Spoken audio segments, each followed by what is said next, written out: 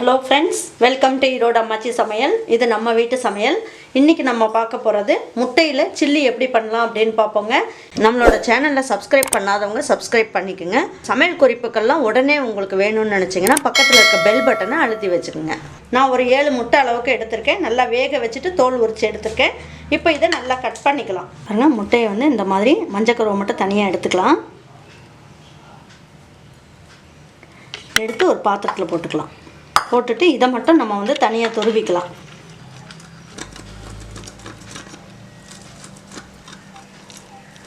முட்டை இந்த அளவுக்கு நல்லா சூப்பராக திருவி வச்சுருக்கோம். இப்போ நம்ம என்ன பண்ணலாம், இந்த துருவல் எல்லாமே இதில் போட்டுக்கலாம். அப்புறம் நம்ம என்ன பண்ணுவோம், இது நமக்கு மஞ்சள் கரு நம்ம கையிலேயே பிசைஞ்சு விட்டாலே நல்லாவே இது மாதிரி நல்லா உடஞ்சிரும். அப்படிங்கிறதுனால இதை நல்லா தூள் பண்ணி போட்டுக்கலாம். இப்போ என்ன பண்ணுவோம், இதுக்கு ஒரு 2 ஸ்பூன் அளவுக்கு இஞ்சி பூண்டு பேஸ்ட் எடுத்திருக்கேன். அது இதில் போட்டுக்கலாம். இதில் ஒரு 1/4 ஸ்பூன் அளவுக்கு ஜீரகம் பவுடர் எடுத்திருக்கேன். அதையும் போட்டுக்கலாம். சோம்புத்தூள் ஒரு 1/4 ஸ்பூன் அளவுக்கு எடுத்திருக்கேன். அதையும் போட்டுக்கலாம். 1/4 ஸ்பூன் அளவுக்கு மஞ்சள் தூள் போட்டுக்கலாம். மிளகுத்தூள் ஒரு 1/2 ஸ்பூன் அளவுக்கு போட்டுக்கலாம். அதில் ரெட் சில்லி பவுடர் ஒரு 1/2 ஸ்பூன் அளவுக்கு போட்டுக்கலாம். இதில் 2 ஸ்பூன் அளவுக்கு தயிர் எடுத்து வச்சுருக்கேன். அதையும் போட்டுக்கலாம். இதுக்கு தேவையான அளவுக்கு உப்பு போட்டுக்கலாம். 4 ஸ்பூன் அளவுக்கு நான் மைதா மாவு எடுத்து வச்சுருக்கேன். அதையும் இதில் போட்டுக்கலாம். உங்களுக்கு மைதா மாவு பிடிக்கலை அப்படின்னா நீங்கள் கோதுமை மாவு கூட ட்ரை பண்ணலாம். இதில் நான் கார்ன்ஃப்ளவர் பவுடர் ஒரு 4 ஸ்பூன் எடுத்திருக்கேன். அதையும் போட்டுக்கலாம். இப்போ இது எல்லாமே இந்த தயிர்லாம் போட்டிருக்கிறதுனால இதுலேயே எல்லாம் ஒன்றா வச்சு நல்லா பிசைஞ்சிக்கலாம். நம்ம இது நல்ல டேஸ்ட் வர்றதுக்காக 1 ஸ்பூன் அளவுக்கு நெய் மட்டும் போடுறேன். நான் நெய் இல்லை அப்படின்னா எந்த எண்ணெய் நீங்கள் வீட்டில் யூஸ் பண்ணுவீங்களோ அது 1 ஸ்பூன் போட்டுக்கோங்க. ஒரு தட்டு வச்சு மூடி வச்சிடலாம். எண்ணெய் இப்போ காய வச்சுட்டு நம்ம எடுத்துக்கலாம். 4 ஸ்பூன் அளவுக்கு மைதா மாவும் 1 ஸ்பூன் அளவுக்கு கார்ன்ஃப்ளவர் மாவும் போட்டுக்கலாம்.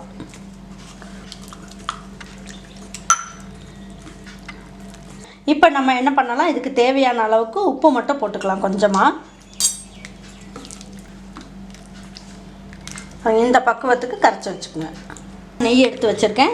இதை கொஞ்சம் கையில் தடவிக்கலாம். தடவிட்டு நம்ம இதை எடுத்து வச்சுருக்கிறத உருண்டைகளை அப்படியே உருட்டி வச்சுக்கலாம். இப்போ நெய் 1 ஸ்பூன் அளவுக்கு எடுத்து வச்சுக்கோங்க. கையில் தடவிக்கிட்டு இந்த மாதிரி உருண்டை உருட்டினீங்கன்னா உங்களுக்கு நல்ல உருண்டை அழகாக வரும்.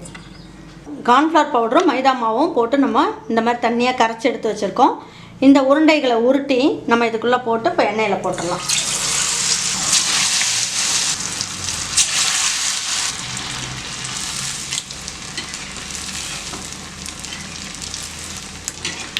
எண்ணெய் நம்ம நல்லா ஸ்லோவாகவே வச்சுக்கோங்க. ஸ்லோவாக வச்சுட்டு நீங்கள் செஞ்சீங்கன்னா ரொம்ப நல்லாயிருக்கும் கோஃப்தா.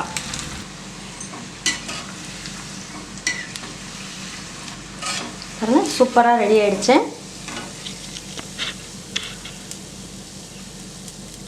பாருங்கள், இதை எடுத்து ஒரு பாத்திரத்துக்கு மாற்றிக்கலாம். இப்போ இதே மாதிரி எல்லாத்தையும் நான் பொரிச்சிட்டு உங்கள்கிட்ட காட்டுறேன். பாருங்கள், சூப்பரான ஒரு முட்டையில் ஒரு சில்லி ஒன்று செஞ்சுருக்கோம். இது ரொம்ப அருமையாக வந்திருக்கு. நீங்கள் இதே மாதிரி முட்டையை நீங்கள் திரும்பி போட்டு நீங்கள் பிள்ளைங்களுக்கு இந்த மாதிரியே செஞ்சு கொடுக்கலாம். ஒரே முட்டை ஆம்லேட்டு, முட்டை பொரியல், இந்த மாதிரி முட்டையை வேக வச்சு கொடுக்காம இந்த மாதிரி ஸ்நாக்ஸ் செஞ்சு கொடுத்தோம்னா நல்ல ஒரு கெச்சப் ஒன்று தொட்டுட்டு நம்ம சாப்பிடும் போது ரொம்ப நல்லாயிருக்கும். இதை சாப்பாடுக்கும் சைட் டிஷ்ஷாக வச்சு சாப்பிட்லாம். ரொம்ப அருமையாக இருக்கும். கண்டிப்பாக நீங்கள் உங்கள் வீட்டில் இந்த முட்டை சில்லியை நீங்கள் ட்ரை பண்ணி பாருங்கள். ட்ரை பண்ணி பார்த்துட்டு உங்களுக்கு பிடிச்சதுன்னா லைக் பண்ணுங்கள், ஷேர் பண்ணுங்கள், சப்ஸ்கிரைப் பண்ணுங்கள், மறந்துடாமல் கமெண்ட்ஸ் பண்ணுங்கள். தேங்க்யூ ஃபார் வாட்சிங் ஈரோடு அம்மாச்சி சமையல். தேங்க்யூ.